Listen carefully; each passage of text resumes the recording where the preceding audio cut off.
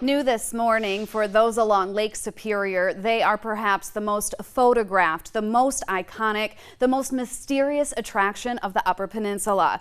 We're captivated by them, drawn to them. We sit along the shore watching as they glide through the water, seemingly unfazed by the wind, waves, and wild weather conditions. We track them. Tourists plan trips for a chance to view them. We're in awe at their size and all they accomplish. They have become a symbol of who we are. The oarboats of the Great Lakes, rich in history, rich in UP culture.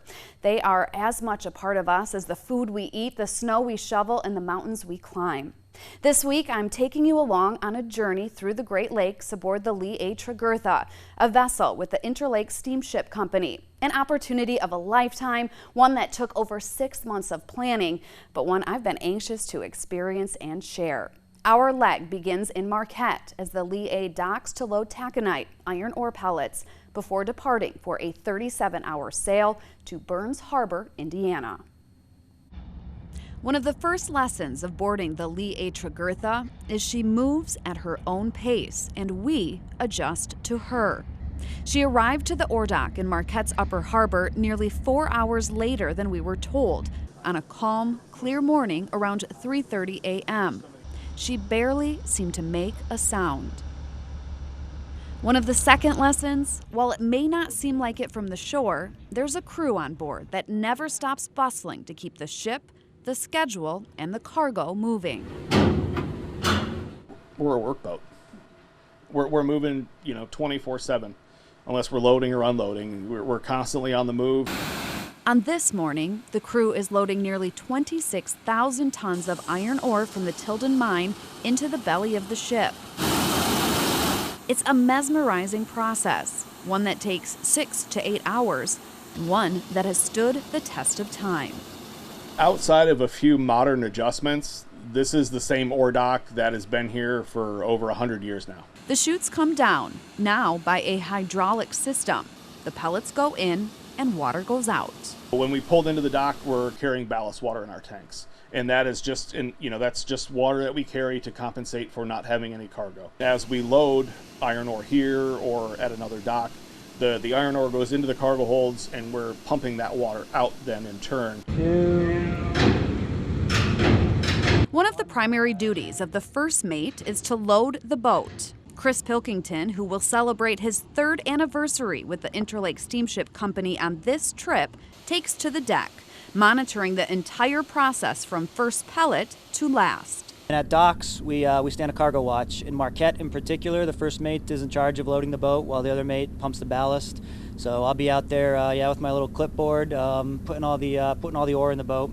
It's a big responsibility, ensuring the boat is loaded properly. Though the third lesson of Lee A. Tregurtha, every crew member carries a big responsibility. I still feel like I'm learning stuff all the time. You can move up pretty quick here, but yeah, I still feel like I'm learning every day. Marquette has a shifting dock, meaning the boat will move back and forth through the process, lining the chutes up to the shipping compartments. It's why the process takes a bit longer in Marquette than in other ports. But still, it's efficient in the most economical way of transporting iron ore.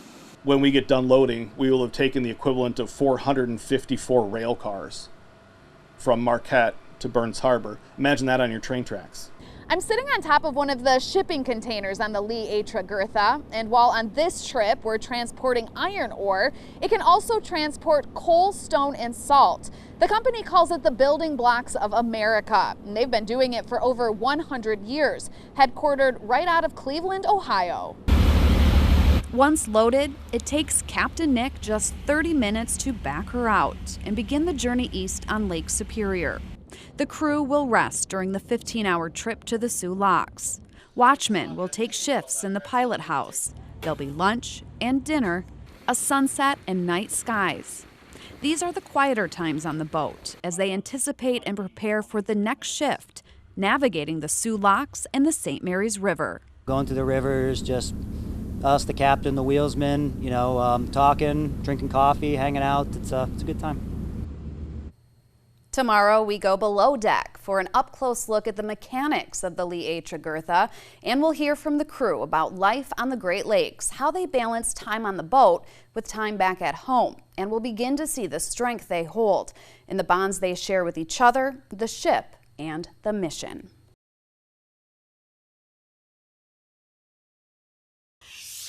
This week, we are taking a ride on the Lee A. Tregurtha. We're learning the ins and outs of moving cargo through the Great Lakes. The Lee A is a vessel with a history like no other. Built in 1942 for the ocean, she was used during World War II and actually in Tokyo Bay during the surrendering of Japan. She proudly displays the medals she earned during war and is one of the most altered vessels on the Great Lakes. You tell someone, oh yeah, I'm the captain on a boat that was built in 1942. They're like, wait, that thing's still moving? Well, absolutely. We're freshwater. Interlake Steamship, as a company, invests millions of dollars in these boats all winter. You know, from steel renewal, from cargo holds to decking. Over time, a lot of work is done. The Lee A. Tregurtha has changed ownership a number of times, but is currently owned by the Interlake Steamship Company. One of the largest investments by Interlake was removing the steam plant on board and replacing it with 2 diesel engines and a scrubber system. Now, yesterday we watched as iron ore was loaded and we set sail for the Soo Locks. This morning we hear from the crew, some who've been on the ship for over 80 days. They detail their schedule, their ship, and life as they know it. Every person on board the Lee A. Tregurtha has a different reason behind joining the crew. My dad sailed. He was a captain out here. I decided, well, I'll give it a try for a couple months. Sail the summer, see how it goes. So that was March of 1999. My grandfather, I used to go on his boat when I was a kid, and there's really not a whole lot up north, so I was like, might as well go sailing. My wife told me to go sailing. That's what she said, go sailing. Yeah, I didn't like sitting in an office. I didn't like the idea of doing that for the next 30 years, so I kind of threw a dart at a wall and picked something out of the blue. Regardless of why they decided to sail or what position they hold, they're all a vital part of the system that moves cargo through the Great Lakes. That's a lot of responsibility. It's a lot of work, but it's a good job. And I'm happy to do it here because I know the boat well. A ship's like a little city, so anything that a city has, you know, sewer, plumbing, electrical, all the mechanical stuff, we have all of that on board. A city with many moving parts. But don't be fooled. This isn't a joyride. It's hard work, long days, and requires mental toughness many can't fathom. When you first come out here, your body completely changes. You end up working so hard. You're using muscles you've never used before. It's challenging. It's challenging for everybody out here, personally. You know, being away from family and friends, it's tough for everybody. So I'm not that much different. Ryan Carpentier spends most of his time on the boat below deck. As the chief engineer, it's his primary duty to keep all of the ship's moving parts doing just that, moving. We can monitor all of our temperatures and pressures and open and close valves from here. We can switch over generators from here. We can monitor the scrubber system. One of the interesting things, our steering gear is pretty much original to the ship. So while the engine room has been upgraded, the steering gear is still from early 1940s. A multi-million-dollar project replaced the Lee A steam plant with 2 4,000 horsepower Rolls-Royce Bergen engines with a controllable pitch prop and exhaust scrubber system. When everyone sees us sailing along the lakes and get that little beautiful little plume going, that's all steam. That's it. That's all that's coming out of my stacks now is steam, even though we're burning a heavy fuel. We're almost net zero on emissions, and we're well below any government standards. It's something the crew is proud of. There's a lot that happens they take pride in, from the day-to-day operations to the relationships they've formed. And as each day brings them something different, they're the constants they can lean on. The perfect day is when everything goes right. We have great weather, a nice, calm day. And I get to see the guys I work with, that we all get to work together. Just nobody gets hurt. That's a perfect day for me. That is an absolute perfect day for me. And it's a big thing of just realizing that we may have our differences, we may all come from different backgrounds, we may not see eye to eye on a lot of issues, but at the end of the day, every guy on this boat always looks out for the next guy, because when we're here, you're family. I feel honored to have taken this trip with this particular crew, to watch them working together, often not even needing to use words, to take those moments together, to laugh, to appreciate the day. The bond they share, it's definitely unique, and it's what pulls them through those tough moments. Oh, and by the way, the Lee A. Tregurtha typically travels between 12 to 13 knots when those engines are both humming and everything is running smoothly. Tomorrow, we're talking about the food. Of all the comments and questions from you at home, from viewers I received while I was gone, food was the most common. I chat with the steward of the Lee A. Tregurtha, and let me tell you, the food did not disappoint.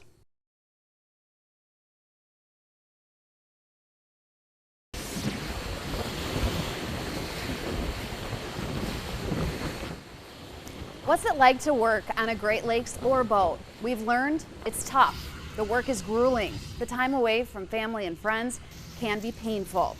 But traveling with the crew of the Lee A. Tregurtha taught me there's also a good living to be made, an opportunity to enjoy months of the year without working, the freedom of sailing on the Great Lakes, getting an up-close view of, I'm going to say it, the most beautiful waterway in the world. This morning, I want to talk about the food. Imagine being on a ship for over 80 days, working long, hard days. Peanut butter and jelly sandwiches, well, they're just not going to cover it. It's the fuel of the ship, just as important as the fuel of the diesel engines. It's time to head into the galley, where a Marquette woman works to keep the crew fed and the menu enticing for everyone. Susan Dorman has been an elementary school bus driver, a medical center clerk, and for the past 7 years, a steward for the Interlake Steamship Company. This year for the Lee A. Tregurtha. But we do all the planning, all the ordering for the menu, and all the prep, breakfast, lunch, dinner, holidays. We do a little bit of everything. How do you wrap your brain around feeding this crew? Carefully. And like a mom, I just treat them like I'm at home, and it's my family. And it looks just like you'd expect a family sitting down for a meal to look like. Enjoying a meal together, conversation, a chance to fuel their bodies and take a break. But let's be honest, cooking for a family of 4 is challenging in itself. To prepare food for 22 different palates, traditions, and tastes, 3 times a day, 7 days a week, well, that's a big job. I try to cook home-cooked meals and try to keep everyone happy. Not everyone's happy all the time. It's just part of the surroundings. Dorman says she's always willing to take suggestions from the crew and is constantly looking for new recipes and reading cookbooks for inspiration. If I got chicken breast in the fridge, it's like, okay, what new recipe can I find that I haven't done?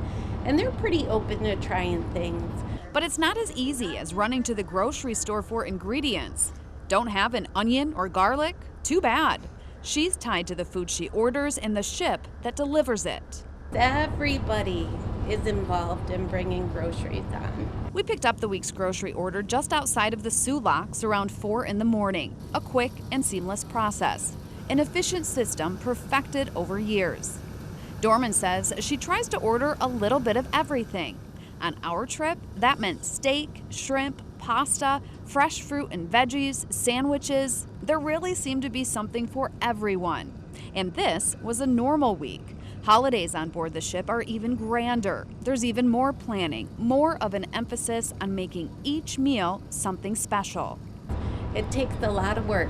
My second cook is really busy during those times, helping with prepping and putting everything together. And we just put a lot of different appetizers, and we try to stay with a traditional meal, but yet throw in a little extra. And it means a lot. It means a lot that everyone's happy and everyone has a full belly. And they do all this while also feeling that same pull the rest of the crew feels. Missing family, missing friends, spending months on the boat. I miss home every day. Miss my kids, miss my grandkids, yeah. But you know, one of the great things about being out here is when I'm off work, when I'm on vacation, I'm on vacation. It requires the same mental toughness as the other areas on the boat. Just doing it for each other, doing your part of the bigger picture, of a mission bigger than all of them, moving thousands of tons of cargo across the Great Lakes. For doormen, that also means being a light on a hard day, being a warm smile at the end of a long shift, being someone the crew can count on. I think everyone needs a hug every once in a while, and if I see somebody having just that moment, oh, I'm hugging them. You know, it's like I feel like I'm a mom, I'm a sister, I'm an aunt, I'm a grandma, I'm all of that, and everyone needs it out here. It's a role and a job she never planned on having, but she says she loves it and doesn't plan on hanging up the apron anytime soon. I love being on the water, for one thing. That's a big bonus when you can look out your door and just see the lake right there. And the crew, I love the crew. They're my family. They really are. So no one is going hungry on board the Lee A. I can attest to that. And if you're ever lucky enough to enjoy a meal Susan Dorman's planned and prepared, well, I promise you're going to enjoy it.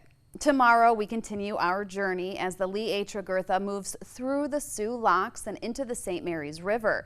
What that process looks like from on the ship.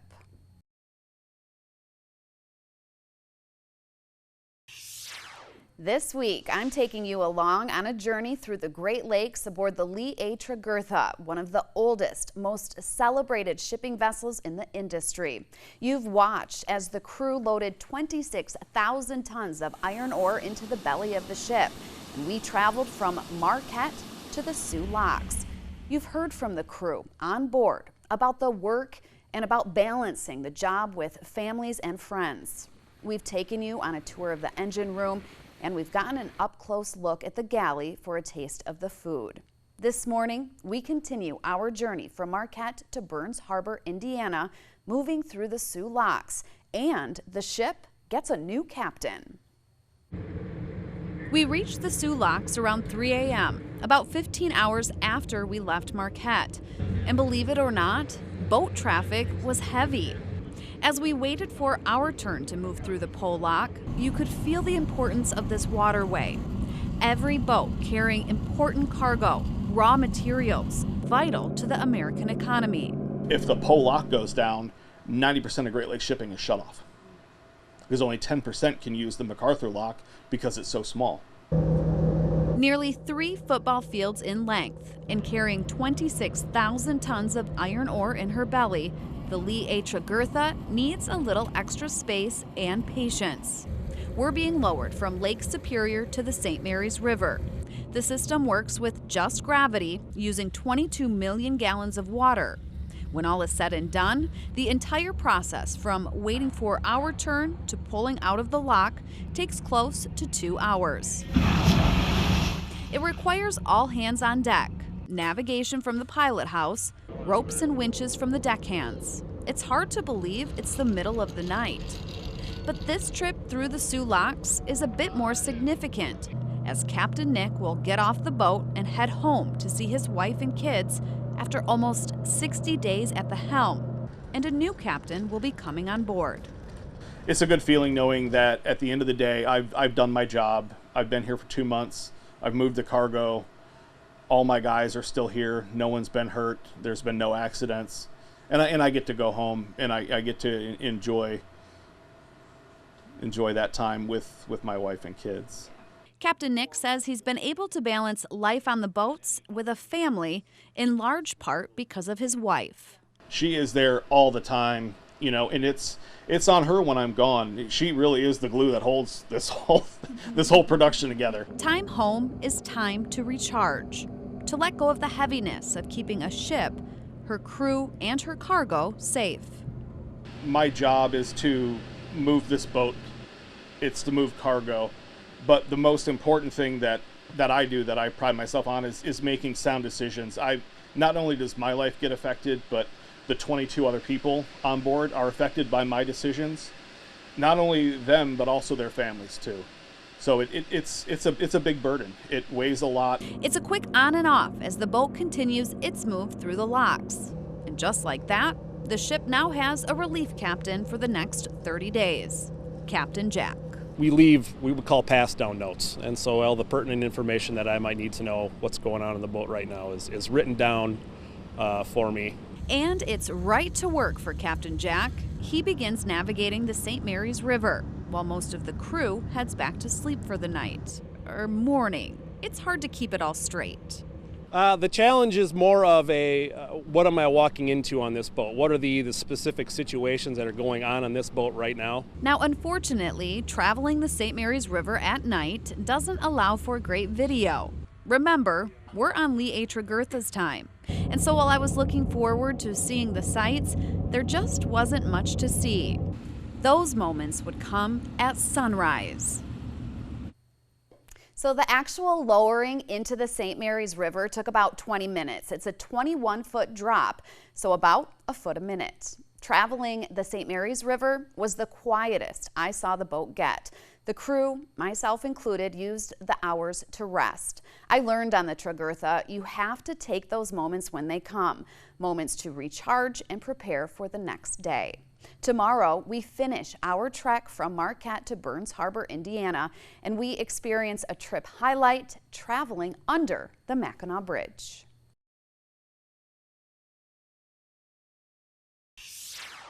Take a look. After spending over 37 hours on board the Lee A. Tregurtha, I didn't want to leave. Of our time on the Lee A, my videographer and I slept very little. A few 2-hour naps here and there. One night closing our eyes for maybe 5 hours. There was so much to see, I didn't want to miss a moment. I watched, often from a distance, the crew interacting, working, laughing, reminiscing of home, or detailing what their first stop off the boat would be. Steak and shake, cookie crumble, hanging with their families, taking a trip, completing house projects. They talked about any and everything. But when there was work to be done, they dove in, pushed hard, focused on the task at hand. They cackled as one would yell, "Let's go, every day's a Monday," because time really is irrelevant. Remember the first lesson, Lee A. Tregurtha moves at her own pace. I'm not sure what I expected, but what I was a part of was so much more than I could have ever anticipated. To wrap up this adventure, our final leg, waking up to a beautiful sunrise in the St. Mary's River as we move along Drummond Island and make the turn into Lake Huron, heading for the Mackinac Bridge. I wouldn't say it was a particularly extraordinary sunrise, and yet it was, for the simple fact that it was morning aboard the Lee A. Tregurtha. Navigating the St. Mary's River mostly happened overnight in the dark. So taking in the last stretch, well, I didn't want to miss it. A crew member navigated the Lee A at all times while on the river. There's no autopilot being used here to move through the narrow openings and around islands. This island is a familiar one, Drummond Island, and it marks a turning point for the freighter as it shifts out of the river and into Lake Huron. An easy, beautiful morning with much to look forward to. We're looking forward to more great weather while it lasts. Typically, once we get into the fall time of the season, we all know the winds are going to pick up, and so we're really enjoying the easy winds right now and the easy sailing, I guess you could call it. I'm just looking forward to getting Burns Harbor without scratching the paint. And that's exactly what the day brought, a peaceful cruise. But it wasn't without a bit of excitement and awe. One of the highlights of taking this route from Marquette to Burns Harbor was the chance to go under the Mackinac Bridge. I was grateful. The sun was up, the weather was perfect, and the opportunity didn't miss us.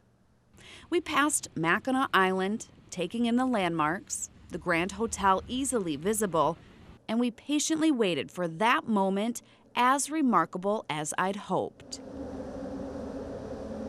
There are some days out here you'll see things that I've told my wife many a times, I'm like, I wish you could see what I'm seeing right now. There's some completely amazing things that nobody will ever see, and you can't even explain it to them. It was a perfect start to a long final stretch. We had 15 hours left to Burns Harbor. Lake Michigan was calm, quiet. In the distance, I noted the Sleeping Bear Dunes, a faint Chicago skyline.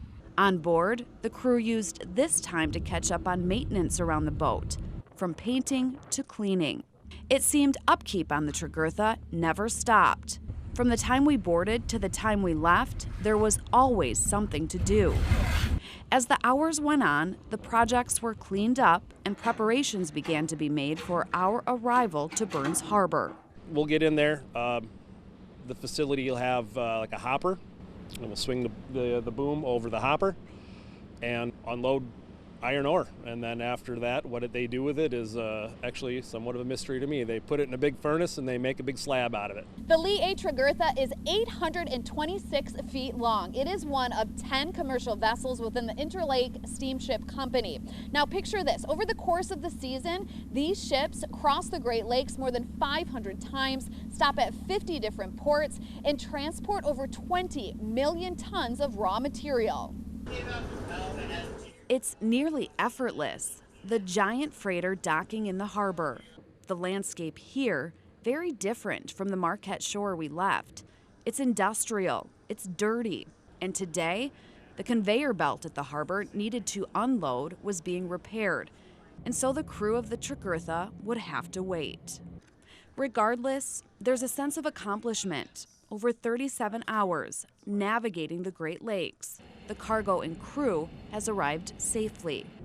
They'll spend the next 10 to 12 hours here and then turn the Lee A around and head back to Marquette for another shipment. They'll face a new set of circumstances, changing winds and weather conditions.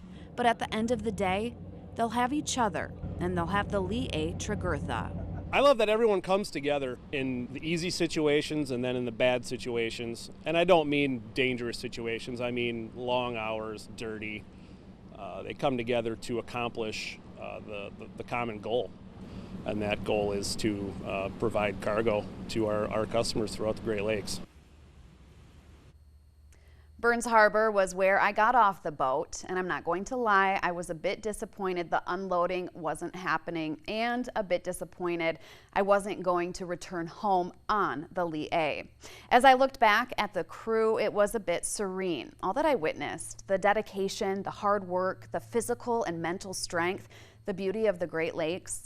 I will continue to marvel from shore at these boats as I did before this assignment. However, as I marvel, I'll carry a fresh, new appreciation and respect for the men and women that maintain, navigate, and work these vessels.